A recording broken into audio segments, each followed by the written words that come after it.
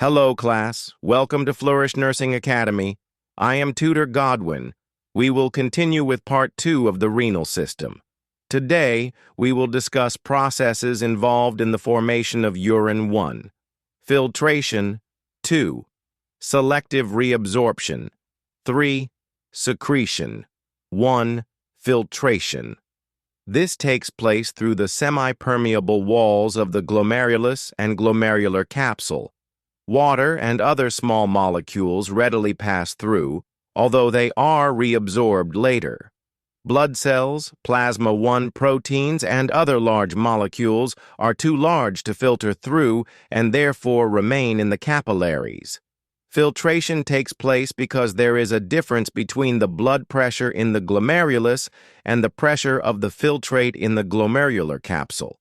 Because the efferent arteriole is narrower than the afferent arteriole, the volume of filtrate formed by both kidneys each minute is called the glomerular filtration rate, GFR. In a healthy adult, the GFR is about 125 ml/min. That is, 180 liters of filtrate are formed each day by the two kidneys. The filtrate is later reabsorbed from the kidney tubules with less than 1%, i.e., 1.5 liters, excreted as urine. Therefore, glomerular filtration is protected by a mechanism called autoregulation. Autoregulation operates independently of nervous control. If the nerve supply to the renal blood vessels are interrupted, autoregulation continues to operate. It is therefore a property inherent in renal blood vessels. It may be stimulated by changes in blood pressure in the renal arteries. In severe shock, when the systolic blood pressure falls below 80 mmHg, autoregulation fails. 2. Selective reabsorption. Most reabsorption from the filtrate back into the blood takes place in the proximal convoluted tubule, whose walls are lined with microvilli to increase surface area for absorption. Many substances are reabsorbed here, including some water, electrolytes, and organic nutrients such as glucose. Only 60–70% of filtrate reaches the medullary loop, especially water, sodium, and chloride are reabsorbed in the loop, so that only 15–20% of the original filtrate reaches the distal convoluted tubule, so the filtrate entering the collecting ducts is actually quite dilute. The main function of the collecting ducts is to reabsorb as much water as the body needs.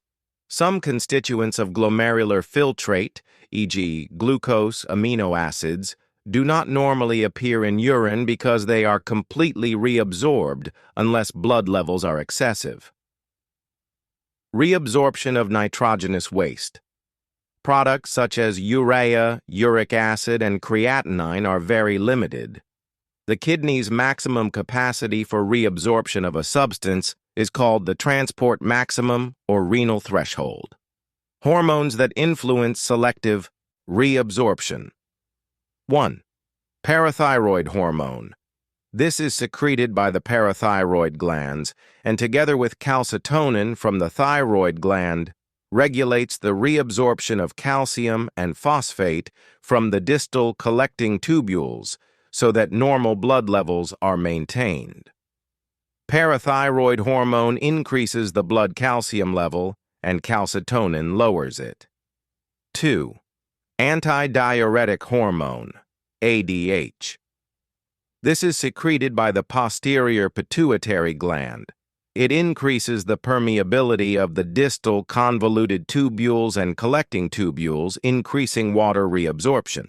3. Aldosterone. Secreted by the adrenal cortex, this hormone increases the reabsorption of sodium and water and the excretion of potassium. 4. Atrial natriuretic peptide, ANP. This hormone is secreted by the atria of the heart. It decreases reabsorption of sodium and water from the proximal convoluted tubules and collecting ducts. 3. Tubular secretion. Substances not required in foreign materials, e.g., drugs including penicillin and aspirin, may not be entirely filtered out of the blood because of the short time it remains in the glomerulus.